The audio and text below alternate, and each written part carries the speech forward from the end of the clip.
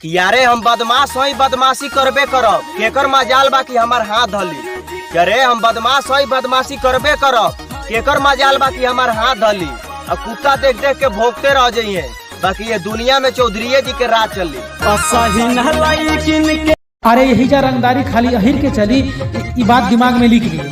यारे यही जा रंगदारी खाली अहिर के चली, ई बात दिमाग में लिख लिए। और बेटा जिंदगी जिए के शौक बा ना, तो यादव जी के दुगो बात सहे के सीख लिए।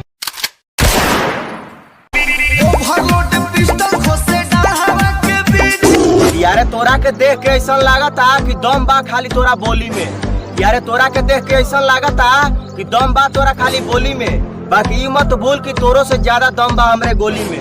अब का कहले कि रंगदार है? अरे तोरा ऐसा भड़ुआ के काट के फेंक देवे नी। विश्वास नहीं खे ना तो कब आके देखिए चौधरी टोली में। अरे सुननी है कि ढेर रंगदार बनता रे, सारा रंगदारी गांड में घुसार दे। अरे सुननी है कि ढेर रंगदार बनता रे, सारा रंगदारी गांड में घुसार दे। और यादव जी से दुश्मनी करके बेटा एक बार उखाड़ ले।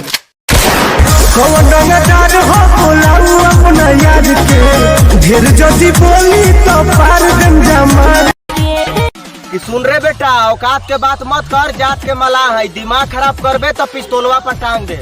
कि सुन रे बेटा, औकात के बात मत कर, जात के मला है। दिमाग खराब करबे तो पिस्तौलवा पर टांग दे। अब पुलिस थाना तो हमार ससुराल है, हमके केहू से डरे के बात नहीं थे। सबसे रंगदारी करिए, बाकी चौधरी जी से ना।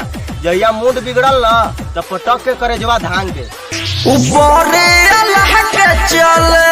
अरे सब जाने लागी के कितना बरियार बा। अरे सब जाने लागी कितना बरियार बा। प्यार से मनबे तो ठीक बा, नहीं तो मार करे खातिर ही आदत तैयार बा। दुगो भैंसिया रख दे बन खीरे, जब माथा हम